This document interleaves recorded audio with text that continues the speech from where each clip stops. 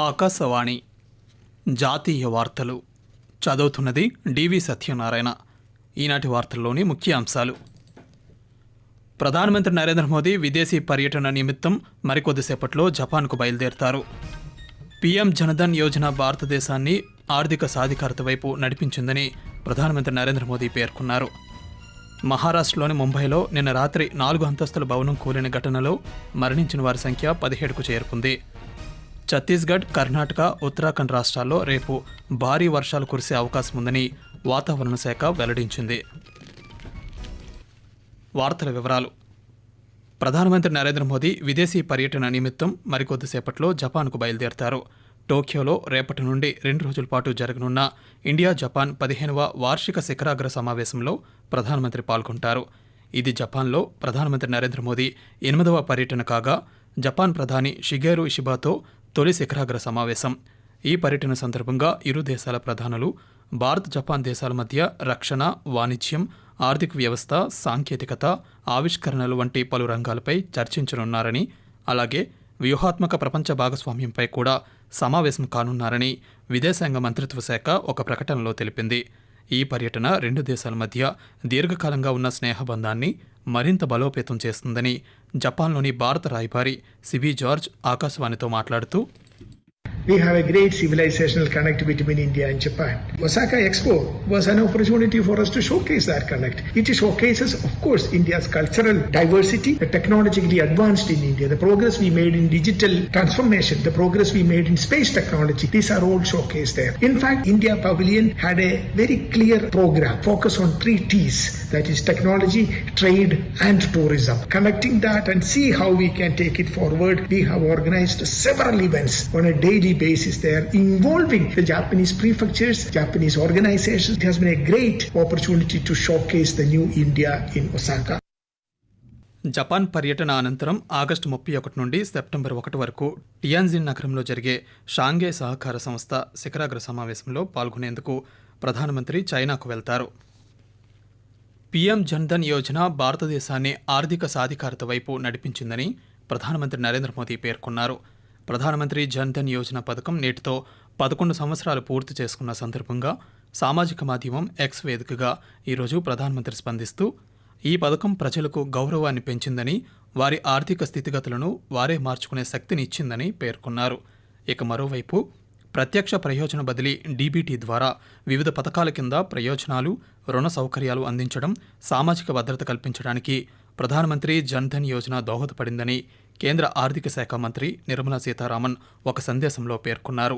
గత 11 సంవత్సరాల్లో దేశవ్యాప్తంగా 56 కోట్లకు పైగా జన్ధన్ ఖాతాలు తెరవబడ్డాయని, మొత్తం 2.68 లక్షల కోట్ల రూపాయల డిపాజిట్ బ్యాలెన్స్ను సేకరించామని తెలిపారు.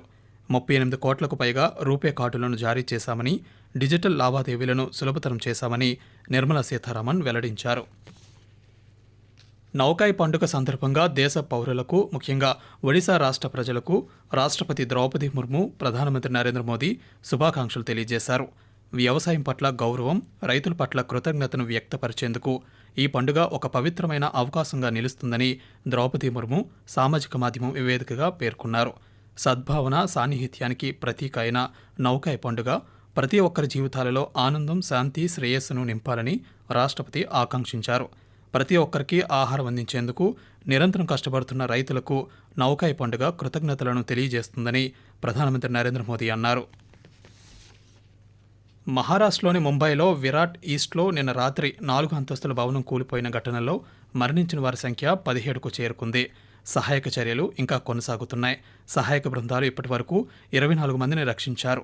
శిథిలాల కింద మరింత మంది బాధితులు చిక్కుకునే అవకాశం ఉందని అధికారులు తెలిపారు. మృతి చెందిన వారికి ముఖ్యమంత్రి దేవేంద్ర ఫడ్నవీస్ సంతాపాన్ని తెలియజేశారు. మరణించిన వారి ఒక్కొక్క కుటుంబానికి 5 లక్షల రూపాయల ఆర్థిక సహాయాన్ని ప్రకటించారు. ఆకాశవాణి జాతీయ వార్తలు వింటున్నారు.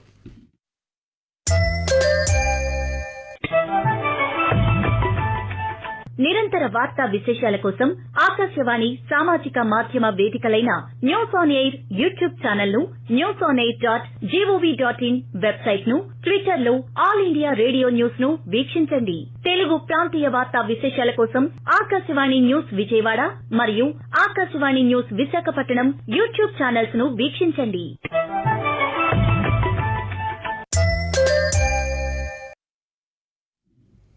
భారతదేశంలో పెట్టుబడులు పెట్టేందుకు ఖతార్ సుముఖత వ్యక్తం చేస్తోందని కేంద్ర ఆర్థిక శాఖ మంత్రి నిర్మలా సీతారామన్ తెలిపారు. ఈ రోజు న్యూఢిల్లీలో ఖతార్ విదేశీ వాణిజ్య వ్యవహారాల శాఖ సహాయ మంత్రి డాక్టర్ అహ్మద్ బిన్ మహ్మద్ అల్ సయీద్తో నిర్మలా సీతారామన్ సమావేశమయ్యారు. ఈ సందర్భంగా భారత్ ఖతార్ దేశాల మధ్య వ్యూహాత్మక భాగస్వామ్యం, ద్వైపాక్షిక వాణిజ్యం, పెట్టుబడి సంబంధాల బలోపేతంపై ఇరువురు చర్చించామని సామాజిక మాధ్యమం ఎక్స్ వేదికగా పేర్కొన్నారు. అలాగే ఈ చర్చల సందర్భంగా విదేశీ పెట్టుబడులను ఆకర్షించడానికి గత దశాబ్దంలో భారత్ చేపట్టిన పరివర్తన చర్యలను వివరించినట్లు సీతారామన్ వెల్లడించారు. ఖతార్ ప్రతినిధి బృందం భారతదేశ ఆర్థిక వృద్ధి, సాంకేతిక పురోగతిపై విశ్వాసం వ్యక్తం చేసిందని, దేశంలో పెట్టుబడులకు బలమైన అవకాశాలను గుర్తించిందని తెలిపారు. బీడబ్ల్యూఎఫ్ వరల్డ్ ఛాంపియన్షిప్లో భారత్ బ్యాడ్మింటన్ క్రీడాకారిణి పివి సింధు క్వార్టర్ ఫైనల్స్కు చేరుకుంది.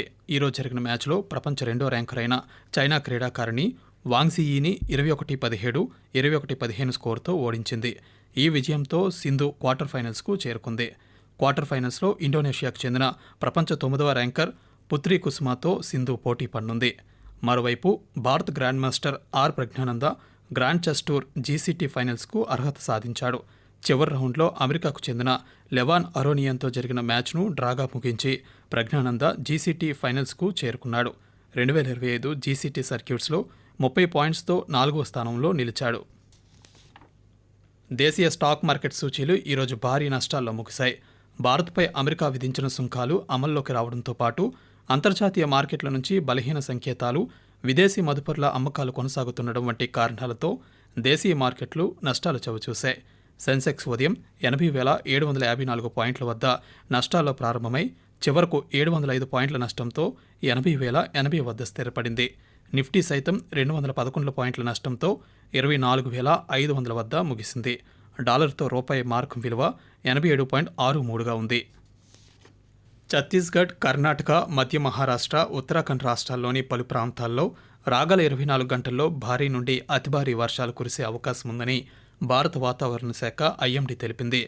ఒడిశా, విదర్భ, మధ్యప్రదేశ్, ఉప హిమాలయన్, పశ్చిమ బెంగాల్, సిక్కిం, జార్ఖండ్లలో రాబోయే 2-3 రోజుల్లో భారీ వర్షాలు కురుస్తాయని వాతావరణ శాస్త్రవేత్త శశికాంత్ మిశ్రా పేర్కొంటూ, Heavy rainfall warning for 29 Uttarakhand and heavy rainfall over Jammu Kashmir, Himachal Pradesh, Punjab, Haryana, East Rajasthan, and in Central India, Madhya Pradesh and Vidarbha. In West India, Gujarat region and Maharashtra.